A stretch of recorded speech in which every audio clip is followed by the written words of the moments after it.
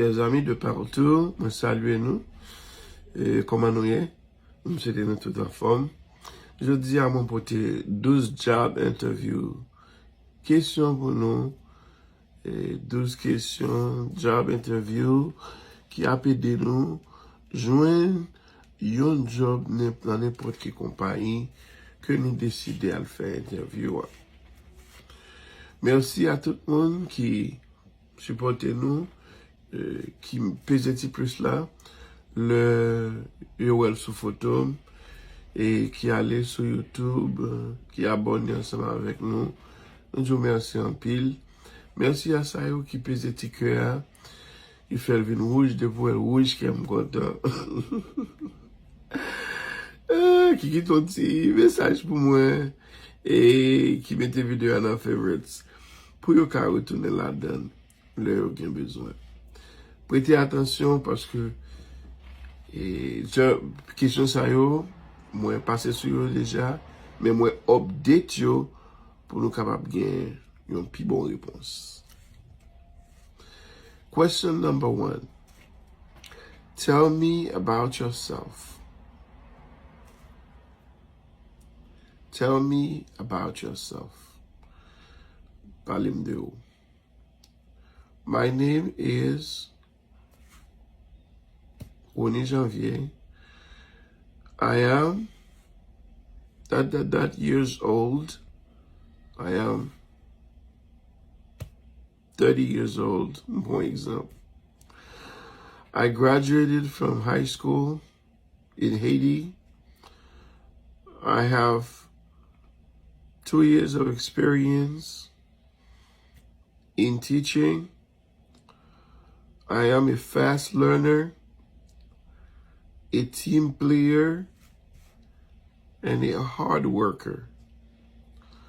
I look forward to learning more about the job. It would be a great opportunity for me to work here. Number 2. Why should we hire you? Por que ça pour nous prendre? Por que ça pour nous hire? I have the skills, the education, and the workmanship qualities to get the job done. Ou an pa di experience parce que moun ki pa gen experience. So gen experience, you can the end the experience to get the job done. Number 3. Tell me about your skills and abilities. Dim de skill, parlem de skills ou et habilité ou. I work well with others. I am a problem solver. I am very good with technology. I love using the computer. I love helping my coworkers. Number 4. What is your educational background? Qui éducation? I went to the State University of Haiti. I graduated in technology. I have some college credits. I plan to continue my education. Okay? Ou di yo kote ou gradué, ou di yo gen college credit, ou di yo vle continue education. Number 5. Tell me about your strength. Dim de strength. Kis nan ki sa ou fon, nan ki sa nan point fort. I am patient, honest, dedicated, and a team player. That's a point 4. Tell me about your strength. Number 6, tell me about your weaknesses. Tell me about your weaknesses. I am too self-conscious. I always try to analyze what I do. I would love to take some courses to improve my communication skills. Number 7.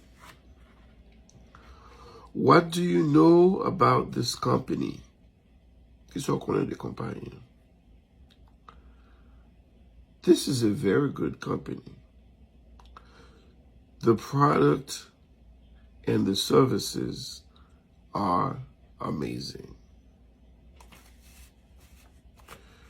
You know, what do you know about the company? Kesyon Komante, you know, service là, li très bon, et produit très bon. Number 8. Why do you want to work for us? Porque só vle travay pour nous. This company is respected around the world. It is one of the best in this industry. Kompayi sa yo respecté à travers le monde, c'est une des meilleures dans l'industrie. Number 9. How would you deal with difficult customers? Comment capable deal avec customer qui difficile? I would listen very carefully to the customers. I would offer a simple and direct apology. I would offer a simple and direct apology and take responsibility to solve the issue. Ma prend responsabilité pour moi résoudre le problème. What is the speed limit on the forklift? Qui speed limit dans forklift là? The speed limit is 5 miles per hour. Number 11. Where do you see yourself in 5 years with the company? Qui bon ou tête dans 5 ans avec compagnie? I will have learned a lot about the job. I would be in a leadership role, assisting and helping others. And number 12 pour finir. Do you have any questions? Yes. What training will I receive before I start working? Est-ce que n'a train moi avant de commencer travail? What advice would you give me? Que bon Dieu capable bénir. Est-ce que capable? Non, pas capable. Continuez à étudier. À la prochaine occasion. Que bon Dieu capable bénir.